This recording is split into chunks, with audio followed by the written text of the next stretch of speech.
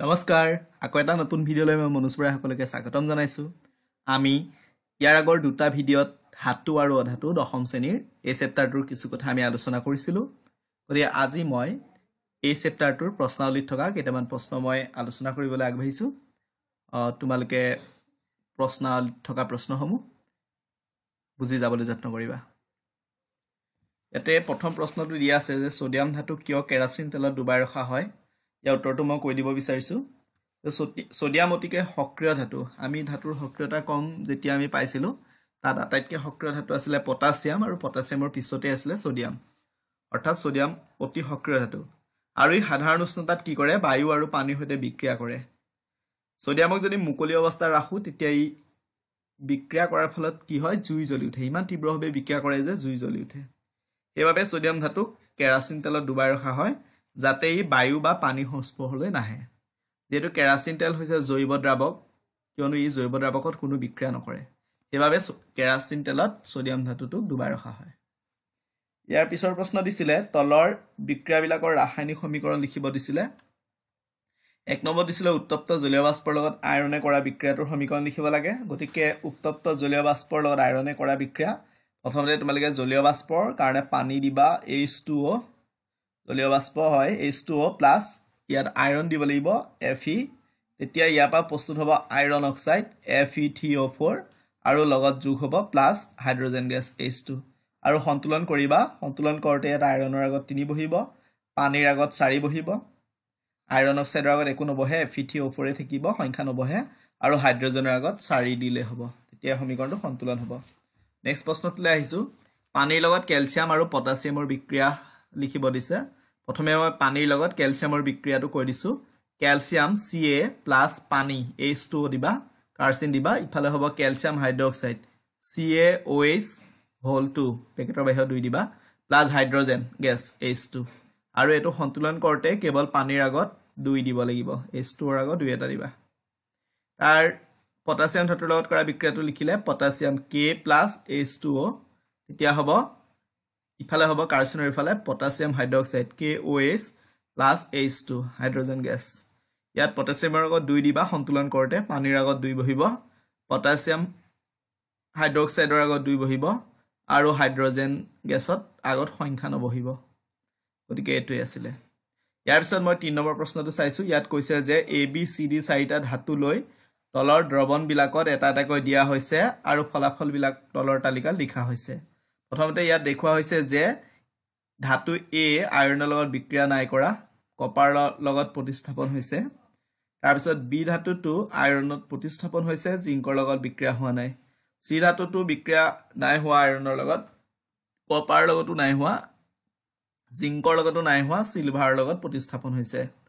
তাৰ পিছত D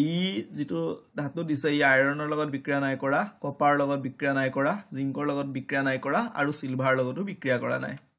এতিয়া আমাক ইয়াত প্ৰশ্নত দিছে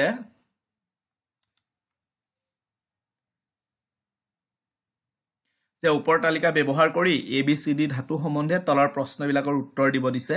এক নম্বৰত কৈছে আটাইতকৈ সক্ৰিয় ধাতু কোনটো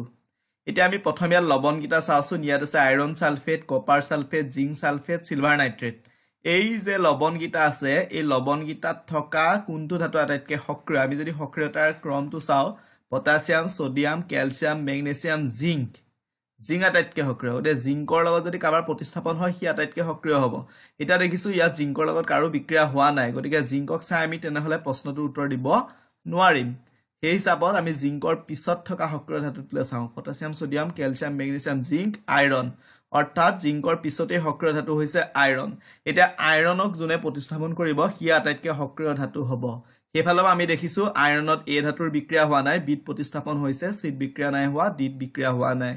গতিকে আমি লক্ষ্য কৰিলে গম পাম যে বি ধাতুটোহে কেৱল আইৰণক প্ৰতিস্থাপন কৰিব পাৰিছে আইৰণত প্ৰতিস্থাপিত হৈছে তাৰ মানে বি ধাতুটো আইৰণতকৈ বেছি সক্ৰিয় কিন্তু এ ৰ তাত বিক্ৰিয়া নহলে সি ৰ বিক্ৰিয়া নহলে ডি ৰ বিক্ৰিয়া নহলে তাৰ অৰ্থ কি এ সি আৰু ডি আইৰণতকৈ কম সক্ৰিয় তেনেহলে আইৰণতকৈ কম সক্ৰিয় এ সি ডি কিন্তু আইৰণতকৈ বেছি সক্ৰিয় কোন বি গতিকে ইয়াত আটাইতকৈ সক্ৰিয় ধাতু হ'ব কোন বি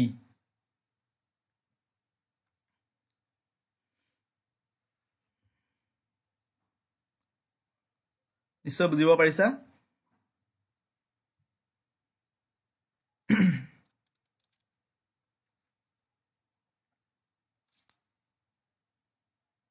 ইয়াৰ পিছৰ প্ৰশ্নটো লৈ আহিছো কপাৰ সালফেটৰ লৱণত বি ধাতু দিলে কি হ'ব আমি চাইছো আইৰন সালফেটত বি ধাতু দিউতে কি হৈছে প্ৰতিস্থাপন হৈছে আৰু কপাৰ আমি চাও কপাৰটো আইৰনতকৈ কম সক্ৰিয় হয় আমি যদি সক্ৰিয়তাৰ ক্ৰম গাই যাও potassium sodium calcium magnesium zinc iron lead hydrogen copper তাৰমানে আইৰনতকৈ কপাৰ তলতহে আছে আৰু যেতিয়া বি ধাতুটোৱে যেতিয়া আইৰন সালফেটত যেতিয়া বি ধাতুৰ প্ৰতিস্থাপন হৈছে তাৰ অৰ্থ হৈছে বি ধাতুটো আইৰনতকৈ বেছি সক্ৰিয় সেইটো কাৰণে আইৰনত তাৰ প্ৰতিস্থাপন হৈছে যদি সি আইৰনকে অতৰাব পাইছে আইৰনতকৈ আকৌ কপাৰ কমহে সক্ৰিয় গতিকে সি যেতিয়া আইৰনতেই প্ৰতিস্থাপন হৈছে গতিকে কপাৰটো তাৰ নিশ্চিত ৰূপত কি হ'ব প্ৰতিস্থাপন হ'ব গতিকে কপাৰ সালফেটত কি হ'ব কৈছে কপাৰ সালফেটত বি ধাতু দিলে কি হ'ব কপাৰ সালফেটত বি ধাতুৰ প্ৰতিস্থাপন হ'ব নেক্সট কলে এ বি সি ধাতু কেইটা সক্ৰিয়তাৰ নিম্নকমত সজাব দিছে আটাইত সক্ৰিয়তাৰ নিম্নকমত আমি এতিয়া এই ধাতু কেইটা সক্ৰিয়তাৰ নিম্নকমত যদি সজাও নিম্নকমত মানে আমি বেছিৰ পৰা কমলে সজাব লাগিব এতিয়া আমি ইয়াত দেখিলো আটাইতকৈ এই লৱণ কেইটাৰ ভিতৰত আটাইতকৈ সক্ৰিয় লৱণ আছিল জিংক সালফেটৰ ভিতৰত জিংক আছিল জিংকৰ পিছতে আহিলে 2 নম্বৰতে আইৰণটো আইৰণৰ পিছত 3 নম্বৰ কপাৰৰ পিছত আহিলে কোন সিলভাৰ নাইট্ৰেটত সিলভাৰ আছে মানে ইয়াত থকা লৱণ কেইটাত থকা ধাতু কেইটা যদি চাও জিংক 1 নম্বৰতে সক্ৰিয় তাৰ পিছত 2 নম্বৰত সক্ৰিয় আইৰণ তাৰ পিছত সক্ৰিয় কপাৰ তাৰ পিছত সক্ৰিয় সিলভাৰ নাইট্ৰেট এতিয়া চাও জিংককটো কোনো অপসাৰণ কৰিব পৰাই নাই গতিকে আমি ইয়াত পাইছিলো আটাইতকৈ বেছি সক্ৰিয় আইৰণক কোনে অপসাৰণ কৰিব পাইছে আইৰণক কোনে অপসাৰণ কৰি পেলাই তাত নিজে প্ৰতিস্থাপিত হৈছে আইৰণক কেৱল অপসাৰণ কৰিব পাইছে বি ধাতুৱে গতিকে বি ধাতু আটাইতকৈ সক্ৰিয় হ'ব এতিয়া আইৰণত কিন্তু বাকি কেইটাই প্ৰতিস্থাপন কৰিব পৰা নাই গতিকে বি টো আটাইতকৈ সক্ৰিয় গতিকে বি ধাতুটো প্ৰথমতে আহিব প্ৰথম বি পিছত কোন হ'ব বি পিছত আইৰণৰ পিছৰ সক্ৰিয় ধাতুটো হৈছে কপাৰত কাৰ প্ৰতিস্থাপন হৈছে কপাৰৰ প্ৰতিস্থাপন হৈছে এ ধাতুৰ গতিকে বি পিছত সক্ৰিয় কোন এ তাৰ পিছত কপাৰৰ পিছত সক্ৰিয় হৈছে সিলভাৰ নাইট্ৰেটত থকা সিলভাৰটো গতিকে সিলভাৰ নাইট্ৰেটত কাৰ প্ৰতিস্থাপন হৈছে সি ধাতুৰ প্ৰতিস্থাপন হৈছে গতিকে বি পিছত কোন আহিব সি আহিব আৰু দেখিছো যে ডি ধাতুৰ সিলভাৰ নাইট্ৰেটতো তাৰ প্ৰতিস্থাপন হোৱা নাই তাৰ মানে ই কাৰ লগতে বিক্ৰিয়া কৰা নাই গতিকে ডি ধাতুটো আটাইতকৈ কম সক্ৰিয় গতিকে সক্ৰিয়তাৰ যেটো আমাক কি সুধিছে নিম্নকম সুধিছে অৰ্থাৎ অধকম সুধিছে অধকমটো হ'ব বি পিছত আহিব এ তাৰ পিছত আহিব সি তাৰ পিছত আহিব ডি আটাইতকৈ সক্ৰিয় বি মানে বিতকৈ কম এ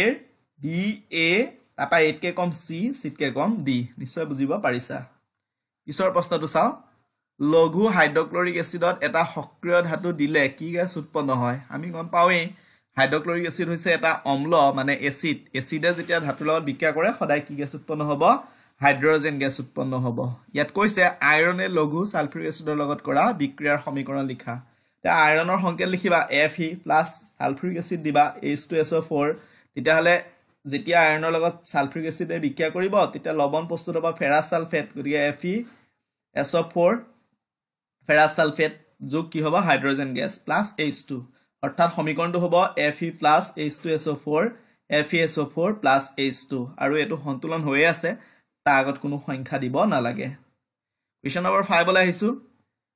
আমি ইয়াত দেখিছো আইৰন সালফেট আছে FeSO4 তাত যদি জিংক দিও এতিয়া আমি প্ৰথম চাম জিংক বেছি সক্ৰিয় নে আইৰন বেছি সক্ৰিয় আমি সক্ৰিয়তাৰ ক্ৰম যদি গাই চাও potassium sodium calcium magnesium zinc iron lead zinc আগত আছে অৰ্থাৎ জিংক ধাতু আইৰণতকৈ বেছি সক্ৰিয় গতিকে জিংকক যদি আইৰন সালফেটত দিয়া যায় বেছি সক্ৰিয়টোৱে সদায় কম সক্ৰিয়টোক অতৰাই দিব অপসাৰিত কৰিব অৰ্থাৎ জিংকে ইয়াত কি কৰিব আইৰণক অপসাৰিত কৰিব তাৰ জায়গাত কি হ'ব জিংকৰ প্ৰতিস্থাপন হ'ব গতিকে বিক্ৰিয়া যেতিয়া সমীকৰণ লিখিবলৈ ক'লে গতিকে সমীকৰণটো হ'ব জিংক যোগ iron sulphate Zn plus FeSO4 ইফালে হ'ব zinc sulphate ZnSO4 plus Fe আৰু এই বিক্ৰিয়া সন্তুলিত অৱস্থাতে আছে আগত কোনো সংখ্যা দিয়াৰ প্ৰয়োজন নাই তোমালোকে নিশ্চয় এটা প্ৰশ্ন উত্তৰ বুজি পাইছা গতিকে ইয়াৰ পৰৱৰ্তী এই চেপ্টাৰৰ আৰু মই ভিডিঅ পিছত প্ৰস্তুত কৰিম গতিকে তোমালোকে যদি ভিডিঅটো চাই ভাল পাইছা লাইক কৰিবা কমেন্ট কৰিবা আৰু সাবস্ক্ৰাইব কৰিবা ধন্যবাদ